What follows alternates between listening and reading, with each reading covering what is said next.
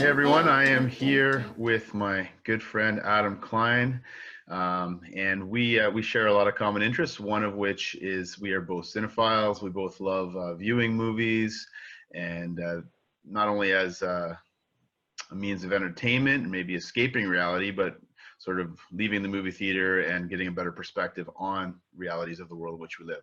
And we thought it would be good just take a few minutes today and kick around a couple movies that we've seen that sort of we enjoyed and made an impact that have some intercultural engagement themes embedded in the films. And so, Adam, you've been kicking around a hashtag. What's the hashtag of the year for the IET? Well, we've had three. So we got the hashtag values, right? So we got, as an IET, we want to emphasize the value of empathy and education and equipping. But certainly when it comes to the arts and storytelling, definitely the hashtag value of empathy is a vital gift and serves great purpose through the arts for the church and for others, of course. But for the church, I think it's a way for so many of us to just have a glimpse and have the opportunity to step into the shoes of another. And so that's a big part of it for us. So I just want to drop a quote here, and then we'll kick around a couple movies. But I was reading an interview with Sterling K. Brown, actor some might know, in the TV show This Is Us. It's in a great movie this year called Waves. Interview with one of our favorite reviewers, Alyssa Wilkinson over at Vox. And he said this, kind of throw this out there to get the ball rolling. He says he enjoys playing a diversity of roles because it keeps me whole, it keeps me judgment free. Says his goal is to love humanity, and it's hard to love people and judge them at the same time. With each character that I step into, I find myself releasing a little bit of judgment, whether it's conscious or unconscious, and able to love more wholly each time I step into a new person's shoes. I think that's true certainly of actors and actresses, but I think I speak for both of us. That's true for us as well. As we go to a movie, we can get a better sense of empathy and love as we watch a diversity of movies, diversity of cultures. That helps me as I leave the movie theater. Hopefully I'm becoming more empathetic, less ignorant towards hashtag the others around me. And so I've seen a lot of films this year, we both have, and we'll see many more, I'm sure, that sort of help us grow in that empathy. So why don't you hit lead off? Was there a film that maybe you saw this year or that's been swirling around in your head that sort of touches on themes of empathy and cultural engagement? Yeah, and maybe I'll just start chronologically this year. We've each just identified two or three, and for me, every time. So my tradition for the last 20 plus years has been the weekend of the Oscars is when I finally have given myself enough time to see the films of the previous year that are being awarded, and I come out with my top 10 or top 20 list, whatever it is, my top list of the year. And I'm obviously we've got about 60 days to the Oscars, and I'm still working through that list. But every year there, no pressure, yeah.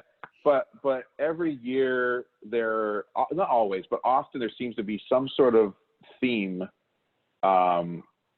through some of the stories that have been shown in cinema, and maybe the theme is obviously more personal for me that I find woven throughout the films that really touched me. And I think of a few years ago, there was a real heavy theme in a lot of films of grief. The year that had Jackie and had Kubo and the Two Strings and other films that really confronted grief. This year, divinely appointed, whatever you want to say, but I think there was a real theme on the other. And, we said the hashtag the other, the concept of those apart from ourselves, those different than ourselves, but those who it's our neighbor. From a Christian point of view, to love thy neighbor is to love the other. And I've seen that theme woven throughout this year a lot. Yeah. And chronologically for me, where that first really hit me in a very fun and unexpected way was with one of the biggest movies of the year, Captain Marvel.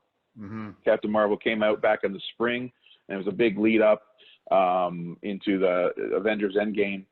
But what was so provocative to me about Captain Marvel was, again, unexpectedly, I love when filmmakers and and even studios, when studios empower their filmmakers to take a massive, essentially what's a massive product, and make real art out of it, and extract real meaning from the stories. And so kudos to Marvel and Disney for permitting their storytellers. In the case of Captain Marvel, at the center of this superhero movie was the story of refugees.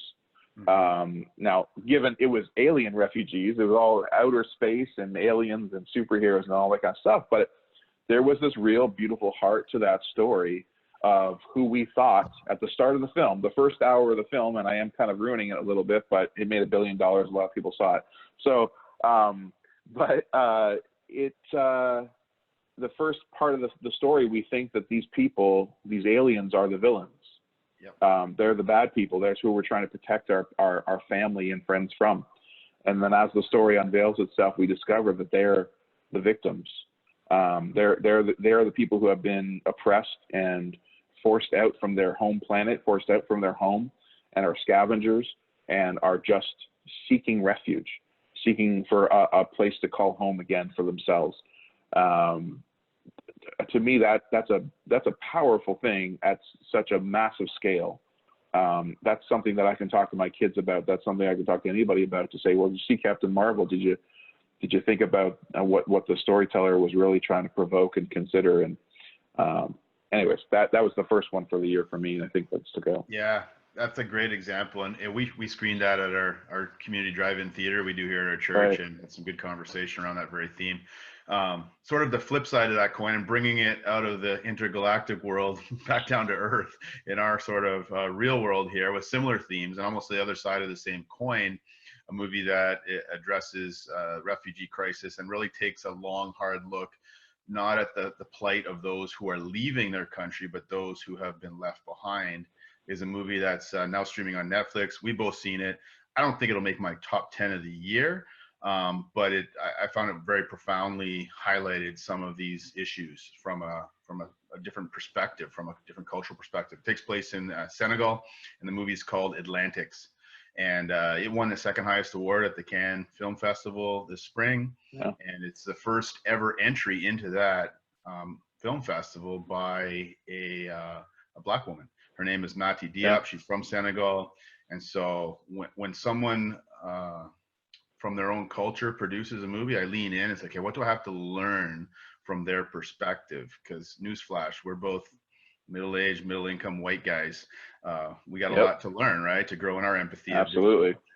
And so watching this film a couple of weeks ago, I was very fascinated. I mean, very quickly, no major spoilers, but the film probes a relationship between a young couple, Ada and Suleiman. They love each other, but she's sort of betrothed or pledged to a rich fella named Omar. And so she's caught in this little romantic love triangle, and these big rich developers are not paying their employees. Suleiman, the young guy, is one of the employees, and so they revolt, they demand their money. The rich developers don't want to pay them, so they end up simply leaving. They end up jumping on, I guess, a boat or raft, trying to make it across to, I believe it's Spain. But of course, all the girls are left behind. And so really is a glimpse of their trauma, their grief of losing some of their loved ones. They don't even know if they're alive or dead, if they've made it to Spain, but also how are they going to move forward now on their own, even in a more impoverished situation than they already were previously. And so Diop really beautifully weaves this sort of tapestry of their lives and struggling with this. It also gives a glimpse into some of the sort of the Muslim world and the sort of the religious and cultural folklore. It's a bit of almost kind of a ghost story it turns into. It won't be for everyone, but I think it probes these themes very deeply. And I learned a lot, and sort of it left me thinking about the plight not only of those who are struggling to leave and make ends meet in a new country, but those who are left behind, because often the refugee crisis, families are torn apart. So it's Atlantics, it's streaming on Netflix. It's worth the viewing. Absolutely. Yeah. Actually, so from outer space to the planet Earth, I'll zoom in a little bit more. Actually, I'll take still a broad stroke, but thinking about life here in North America, thinking about a lot of the work that the IET, the Intercultural Engagement team, that we've been doing this year in terms of initiative with Indigenous neighbors and relationship and reconciliation, and taking those first steps as a church to take responsibility here at home. And again, this wasn't my intention, but I got to give credit where credit is due, that, again, a big studio like Disney would empower storytellers to evoke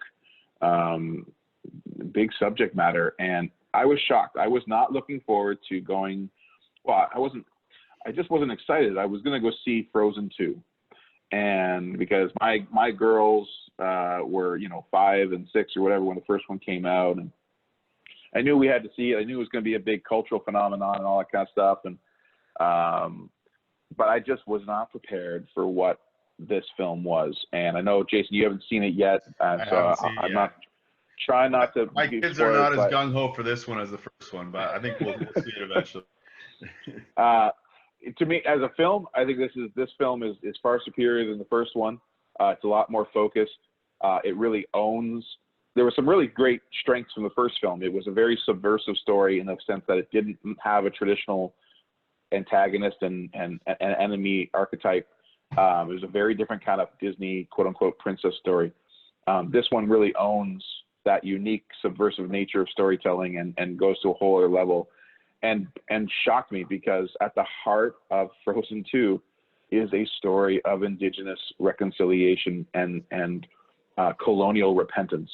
As crazy as that sounds, like, to say that out loud, that a Disney princess movie at the heart of it was about colonial repentance and Indigenous reconciliation. That's really what it, of course, there's lots of other things going on. It's hilarious. There's great music, romance, and all that stuff. But the plot that's driving the story is just deeply moving. And I really want, I'm shocked that more people aren't talking about that. And I'm highlighting that, but to me, it was unavoidable, and it was beautiful. And again, putting heavy and vital, life-giving subject matter in the hands of families. This is not art house. This is not niche. This is mass consumed storytelling that all ages, all generations can participate in and ask questions about. And I think that was amazing. Now I'm intrigued. I want to see it a little more. Yeah. Now, do you find, I mean, a friend of mine always says this expression, you spot it, you got it. Do you think there's a tendency, I know this is my tendency, to spot things in films because you're already pondering them, they're a part of your life? Like, you think you're I mean, certainly that seems like it's a theme or a sub-theme of the movie, but the fact that you're living in that world, and our denomination is right. walking that out right now, maybe that comes a little more prevalent in this film and others, right?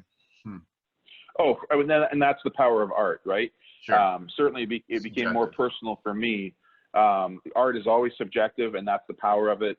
Something the author didn't necessarily intend to say, or at least wasn't a primary focus for them, hits an audience, an entire audience, or a percentage of the audience in a certain way, and it becomes all about that. And I think of a whole host of films that even in the 2000s and 90s that the church jumped on, mass consumed films that had Christian themes woven throughout, were not necessarily the primary focus of the filmmakers, but was a conscious decision. But the church just kind of grabbed it and elevated it and consumed it. And there was, and I think any one of those examples I think of Fight Club, I think of The Matrix, I think, like, these are films that the filmmakers never denied it, and if anything, they just were pleased that their art was speaking life. And yeah, so for me, that certainly that's part of this, but also I doubt that, again, Disney permitting their artists to do this, but probably not wanting that to make part of the marketing, making that a force-fed message. But rather, again, allowing it to be subjective. But again, as soon as I shared some of those thoughts, the very brief thoughts on social media, it was like I was giving permission to some of my friends to speak about it too. That several of my friends would, talk about how they noticed that, or they really appreciated that, and really they hadn't been saying that because they weren't sure if they were alone. Of course, they were not, and So yeah, that's the power of art, of course, and why it really can be something shared amongst many. So Yeah. Well, speaking of which, I got one more I want to share, and I've been sharing this one far and wide. The challenge with this one is trying to share it and getting people to go without spoiling it. So there'll be no spoilers in this. So I know you haven't seen this movie yet, and I haven't seen it. Yep. and but it is one of, if it's neck and neck with another movie for my favorite movie of the year. Maybe we'll do our own top 10 another day. But the movie's called Parasite. Actually, I got a prop for this one. I love this movie so much. I got a poster of it here. There it is. Amazing. It is indeed a Jealous. masterpiece. Yep. I saw this actually a couple times already. I plan to go see it maybe a third time even. But it's man, it's hard to describe without spoiling it. But it really probes a theme that other movies have been probing this year. The other, specifically, the divide, classism, and the divide between the rich and the poor. I mean, the Joker hit this, Knives Out. Other movies this year have done it. But Yeah. this Good. is shoulders above those, in my opinion. Mm. It's by it's Korean film. So hopefully that's not a turnoff for some. You know, you got your Korean or your English subtitles, but it really is a story of two families and sort of a symbiotic relationship between these two families. You've got the Kim family, who are impoverished. I mean, I don't think it's so much of a spoiler because it happens in like the first minute of the movie, and you see it in the trailer. But they're living in this like almost like underground, almost ground level, tiny little apartment. They're folding pizza boxes to make ends meet. And they notice in the neighborhood there's fumigation going on. So they're like, oh, close the windows. Dad's like, no, leave the windows open. We'll get free fumigation. Like just simple stuff like that they need to really think outside the box to make ends meet. And so they're this down and out family, but throughout the movie, they have some opportunity to, in a sense, sort of infiltrate the lives of this other family, the Park family, who literally live up on a hill in this lavish, unique architecturally designed sort of palace, almost like this little gated community that's theirs. And so you see the interplay between this rich family and this poor family. And the name of the movie is Parasite, but you leave the movie thinking, who's the parasite and who's the host? Because they really sort of rely on each other or try to get into the lives of each other. And I love that the director of this movie, Bong Joon-ho, he doesn't caricature. He doesn't paint with broad strokes on, you know, you must all just rich people just out to exploit the poor. No, they're a likable family. Likewise, the poor family, the Kim family in this movie, they're not saints, or they're not these down and out bitter people. You actually have some empathy towards both of these families, but you see their flaws as well. The interplay between them is it's brilliant. There's comedy in this film, and it turns halfway through into more of a dark sort of thriller. No spoilers, but it's a fascinating look at how sometimes the poor envy the lives of the rich, but at the same time, the rich sort of live off the lives of the poor. You know, they got their drivers and their maids, etc. And they're naive, living in their sort of little bubble, and they don't even have any care or concern or even notice really the plight of those around them. There's one scene in the movie, I'll just end with this without spoiling too much, but there's a scene where the pouring rain, and how the two families react to this rainstorm. It just shows the difference between their lifestyles. And the poor family, literally, their place is getting flooded. Their whole neighborhood's getting flooded. Meanwhile, the rich family is sitting up in their hill like, oh, what a wonderful rain. It's helping our manicured grass grow nicely. And it's just the back and forth and the cinematography. It's just a brilliant film. It is a masterpiece. And I've been thinking about it ever since the first time I've seen it. So it's, again, it won't be for everyone. It's certainly not a family-friendly Frozen 2 type movie, but it's one along with Phoenix that have left me thinking long after I left the theater. And those are the movies I really appreciate. Those that there's entertainment value, but it sort of burrows its way into your mind and even into your soul, and you're contemplating it long after you leave the movie theater. And so those are 4 films that we recommend. So we got Captain Marvel, Frozen 2, Atlantics, and Parasite. Those are 4 that we would recommend, and we'll get you hopefully thinking and conversing in your families, neighborhoods, churches about some of these intercultural engagement themes we're pressing into as we try and get to understand and empathize with the other, whoever the other might be.